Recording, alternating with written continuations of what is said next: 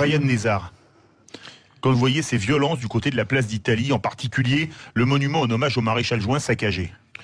Écoutez, d'abord, j'ai envie de soutenir tous les agents publics. Les policiers, les pompiers qui ont été aussi pris à partie, les membres de la préfecture de police, parce qu'ils ont été mobilisés dans un contexte extrêmement difficile. Vous avez parlé de ce saccage de la statue du maréchal Juin. Ça va chercher très profondément dans notre histoire. Maréchal Juin, c'était le corps expéditionnaire français en Italie en 1944. Absolument, C'était la bataille de Monte Cassino notamment, et d'autres faits d'armes. C'était les tabords marocains, c'était les tirailleurs tunisiens, algériens. Il y avait mon grand-père chez ces tirailleurs. Et tant d'autres.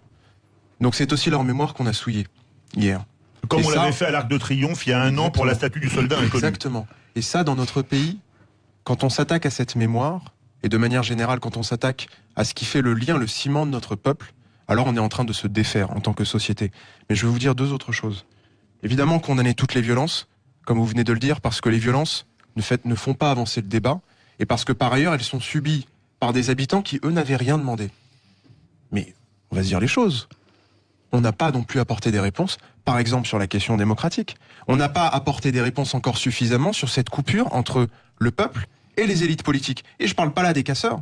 Je parle beaucoup plus généralement dans notre pays de quelque chose qui dépasse les gilets jaunes et qui d'ailleurs n'est pas franco-français. Regardez ce qui a nourri le Brexit. Regardez ce qui a nourri l'élection de Donald Trump. Et donc rappelons-nous les racines de ces crises. Certes, il y a la précarité et les inégalités. Emmanuel Macron a essayé d'apporter des solutions. On verra, on en discutera. Peut-être qu'il faut aller plus loin sur certains points. Mais il y a aussi la question de la crise démocratique. Et quand, au niveau local, aujourd'hui, il y a des élections municipales qui arrivent, c'est justement l'occasion de répondre à cette crise. Moi, je me suis engagé, vous l'avez dit, avec Cédric Villani pour la municipale parisienne. Je vous donne juste deux exemples pour terminer. On propose le tirage au sort sur nos listes. On propose des référendums locaux. On propose la transparence sur l'usage des impôts locaux. Que nous a répondu le système ? Du mépris et des ricanements. Mais c'est pas comme ça qu'on répond à la crise du politique. C'est pas avec un duel Hidalgo-Griveaux qu'on va réconcilier les citoyens avec la démocratie. Et donc il faut, oui, condamner les violences, soutenir les agents publics, mais aussi rechercher des solutions. Et ça commence au niveau local.